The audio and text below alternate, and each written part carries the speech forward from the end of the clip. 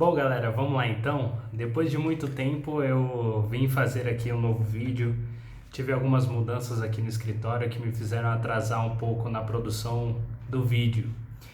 E eu fiquei devendo um vídeo em razão de uma palestra que eu proferi no primeiro congresso da OAB da subseção de Suzano. E eu proferi uma palestra lá sobre tutelas provisórias, né? Tanto tutela antecipada ou cautelar quanto a tutela de evidência. E ao final da palestra, o presidente da mesa me fez uma pergunta e me desafiou que eu respondesse essa pergunta no meu canal do YouTube. E agora eu estou fazendo esse vídeo objetivando tentar responder essa questão, né? E a questão que me foi formulada naquela ocasião é a seguinte: o réu também pode requerer a tutela de evidência?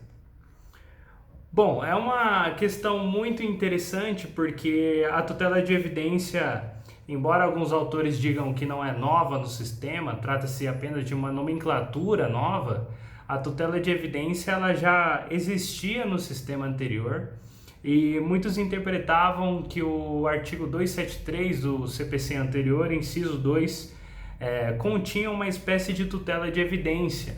Não só no artigo 273, mas a própria ação monitória era uma espécie de tutela de evidência, nos embargos de terceiro talvez tivesse ali uma espécie de tutela de evidência, mas o que é interessante a gente notar é que o novo código ele trouxe um artigo específico trazendo de fato, positivando de fato o que seria uma tutela de evidência.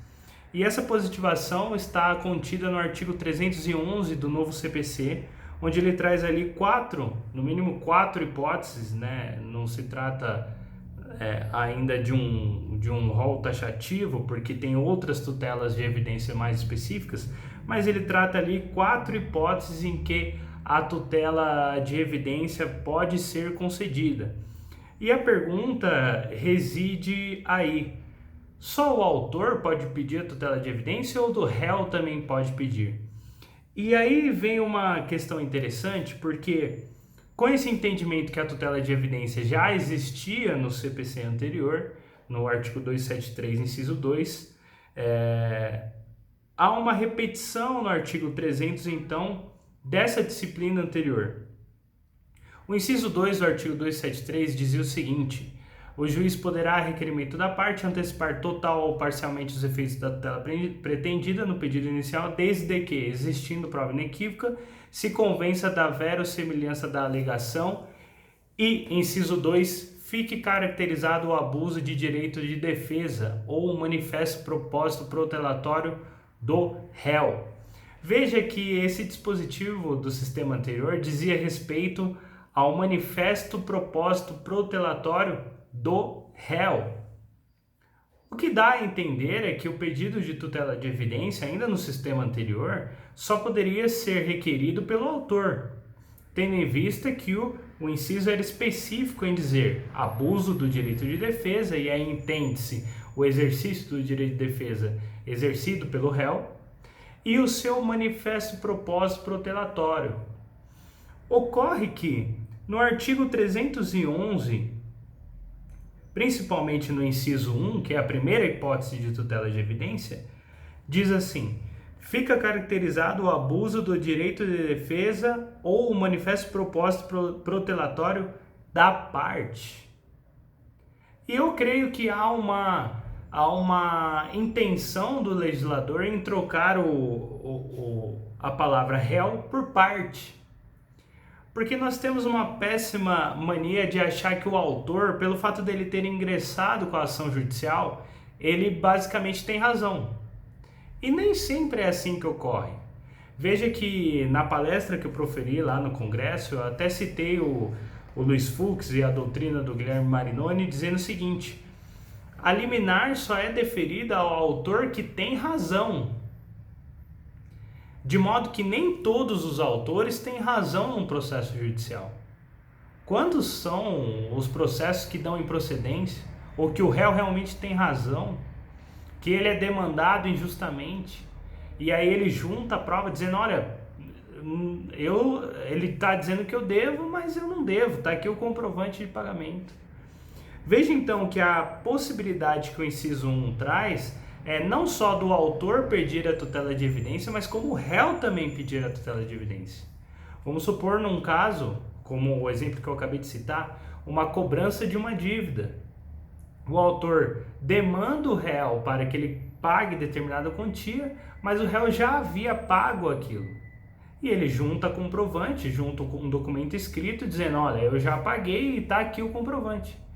Veja que nessa situação é tão evidente o direito do réu, no caso, que se trata de uma tutela de evidência.